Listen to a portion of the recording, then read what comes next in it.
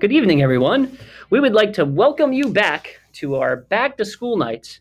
I'm Michael Duggan, the principal here at Menlo Park School. And I'm Don Plattvote. I'm the assistant principal. If you need to reach us here at the school, you can always try us at our email addresses, which are posted here on the screen, our school phone, 732-452-2910. And please know that we abide by the 24-hour rule. If you don't get a response immediately, we will do our best, and our staff will do our best to get back to you within 24 hours. Our schedule for this evening's presentations will be at 5:15. We will have a fully in-person session here at the school. At 5:45, we will end our in-person session, allowing for 15 minutes of travel so that any parents can get home to attend our virtual sessions. And then at 6 o'clock, we will have a fully virtual session, providing using the links provided by the teachers or the email from Mr. Plattvote. So, we would like to introduce to you our PTO Executive Award. We have Amy Patagna as our president, Heather Casey is the vice president, Kirti Mehta is the treasurer, and Jen Oshinsky is our secretary. And just a few moments here to discuss what the PTO does.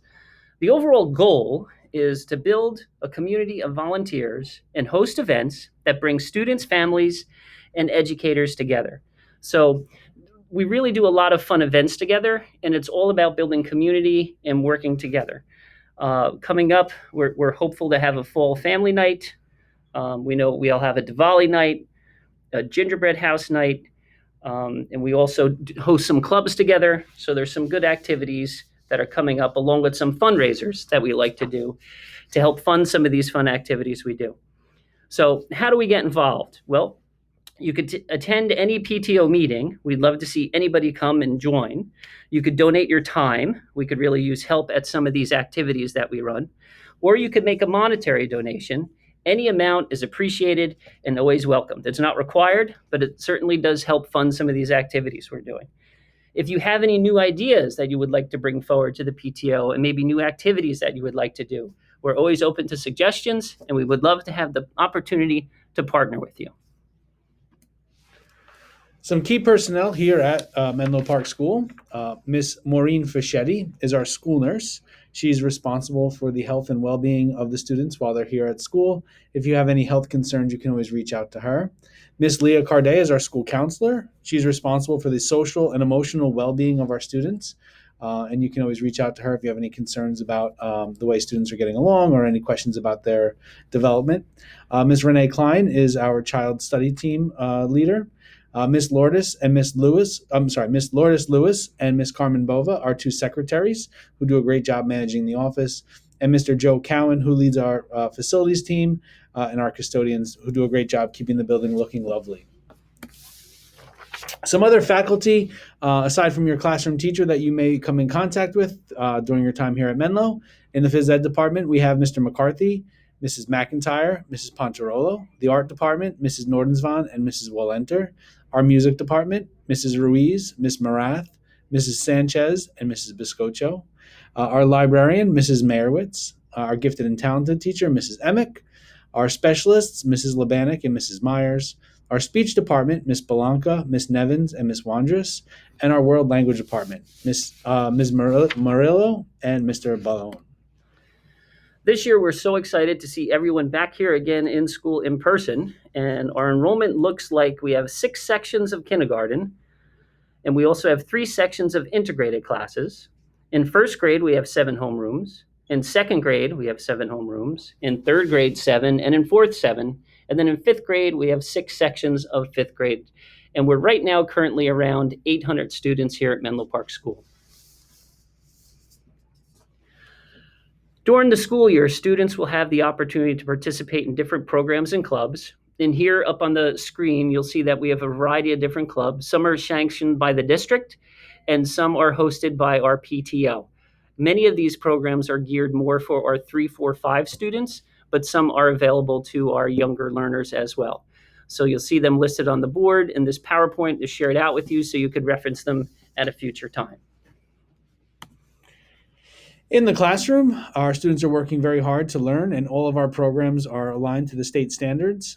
Some of the assessments and programs that your students might come in contact with during the school year This year, we will have a fall state test called the Start Strong test. It will be a brief assessment for ELA and math for grades 4 and 5 happening in October. The more traditional New Jersey state test, which takes place in grades 3, 4, 5, will happen in the spring.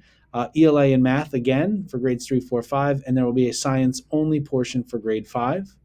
The district assessments, things that we do here at the building to make sure that our students are progressing. We do some benchmark testing and just smaller assessments. We use Exact Path. We have district writing benchmarks, study island benchmarks, and classroom assessments. Some of the programs that the district provides to support our students include Response to Intervention, which is known as RTI, Intervention and Referral Services, which is INRS, and Gifted and Talented, which is G&T. This year, the Gifted and Talented program is expanding, and all students will have the ability to take part in some enrichment exercises, and we look forward to more information will be coming out on that. Arrival here at the school. Thank you to all of our families. It's been getting much more efficient as the days have gone by. We thank you for paying attention to the posted signs and the procedures that we follow. Please remember not to use the parking spots, the staff parking spots. When you drop off in front of the school, please pull all the way up to the next available open location so we can get as many students out as possible. Watch out for anybody crossing in the crosswalks. And remember that school begins at 8:55, so please try to do your best to get here by then. So at the end of the day, for dismissals, students who attend ABC or our Saviors will be dismissed directly to the staff from those organizations. Students who take the bus will be dismissed from the gym, where they get organized in their bus lines. And walkers and car riders will be dismissed through the doors based on their grade level. So if you look here at this diagram, as you're facing the building, all the way to the left is where 5th grade exits at door 3. If you look right towards the center of the school, door 2 is where grades 3 and 4 exit. And then, of course, kindergarten, 1st, and 2nd grade all exit over by door 20. And you can see that there in the diagram. Buying lunch and breakfast, Menlo Park offers both to our students. This year, for the 2021-2022 school year, the meals are free for everyone. However, they must be ordered in advance. We will be moving towards a monthly pre-order for breakfast, so please be on the lookout for that. It makes it much more efficient. Lunch is ordered each morning when the students arrive. And menus are available on the district website, and you can also find the link in the newsletter that comes out on Sunday afternoon. Some helpful hints as we start to work our way through the school year. Contact is very important. Communication is very important. So it's important that we're able to get in touch with you should we need to, and that you communicate with us if you have any questions or concerns. So with that being said, if your emergency contact information changes at any point for any reason, please let us know as soon as possible. You can let the office know or the teachers know. It's always helpful to have several different numbers so that we can get in contact with you if we need to. If your child is going to be absent, we ask that you please leave a message on the school voicemail before 9 a.m.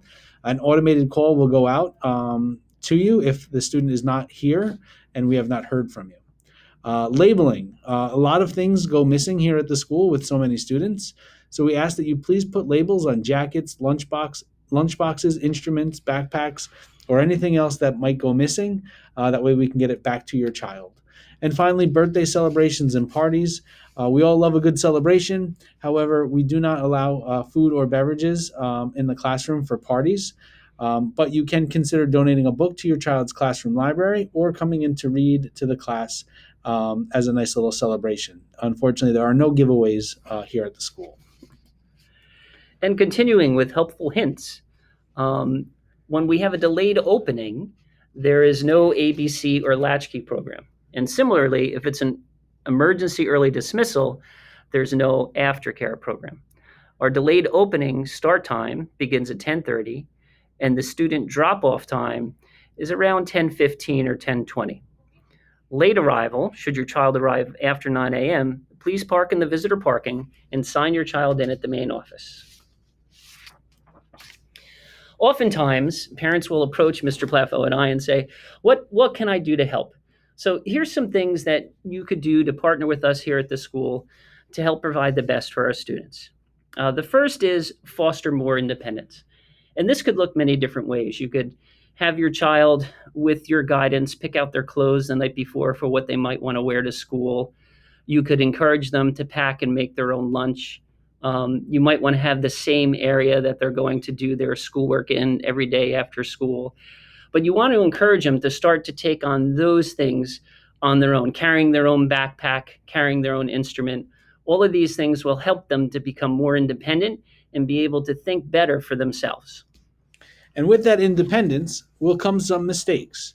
And it's okay for children to make mistakes. It's, in fact, proven to be one of the best ways that we learn. We can be told what to do. However, when we have an experience, it helps our brain to form more concrete connections. So, allowing children to have independence and go ahead and do something on their own and possibly make a mistake is actually the best thing that you can do for them, because those mistakes and consequences that come along with it will help them to form more concrete brain thoughts, and it'll help them to make sure that they're making good decisions moving forward. Because the next time they go to make a decision, they're going to say, hold on, let me stop and think about what happened last time. And then it'll help guide them toward perhaps a better decision or a more efficient way of doing something. And please know that our staff here at Menlo Park School is very focused on the success of our students and the wellness of our children. So there may be an occasion where a staff member may provide you with feedback about your child. We just ask the parents are open to that feedback. My grandmother used to have her back to school night, and she was a teacher, and she would say to all of her parents, she said, listen, I'll make a deal with everybody here. I'll believe half of what your child says about you if you believe half of what your child says about me. And of course, she would say that jokingly. But the idea behind that is that the perception of a 6-year-old, 7-year-old, 8-year-old is a little different than the perception of an adult. And so we want to partner with parents, and we want to have these conversations where they're open and they're honest. And sometimes some of the feedback initially might be a little hard to hear. But again, we're all working together to provide the best supports for the children and to help them grow and flourish. And with that growing and flourishing, we want our students to be healthy when they arrive here at school. We understand that getting an education is a very high priority. However, students who do not feel well do not perform well. And sometimes, if they're feeling under the weather, it's really just best for them perhaps to stay home and get some extra rest, so that way they can come back the following day ready to learn. And so we ask that you honor the wellness guidelines. If they're not feeling well, please keep them home.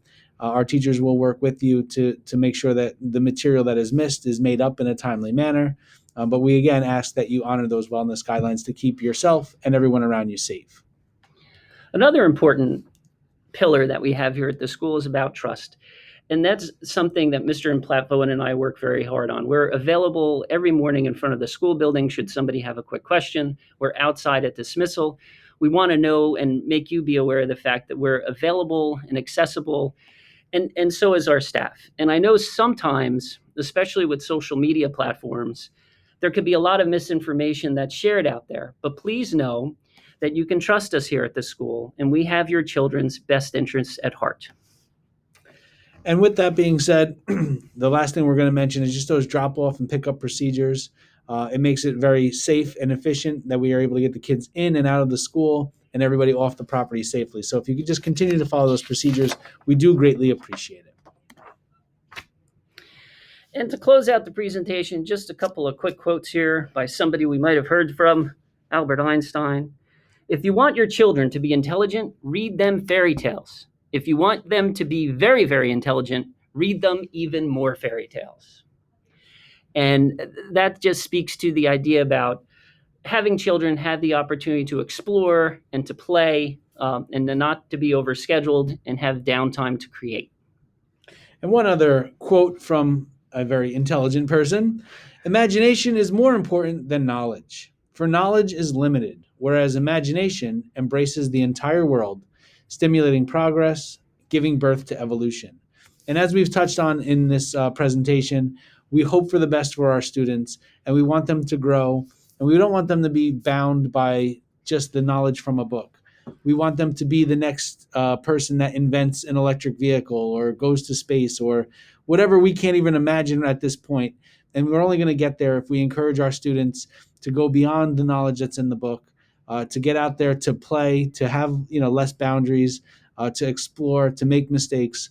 And those are the ways that we're going to grow as a civilization. So encourage your students to imagine, read fairy tales, and go beyond just the knowledge of a book. So we look forward to a successful school year. It's so exciting to see everybody back again. There's a palpable positive energy here at the school. The staff is excited that the children are back. And at any point in time, if you ever have any questions, don't hesitate to reach out to your child's teacher, me or Mr. Platvoet. We hope you have a wonderful back to school night. And again, should you have any questions, Mr. Platvoet and I are available during the in-person sessions for any questions you may have.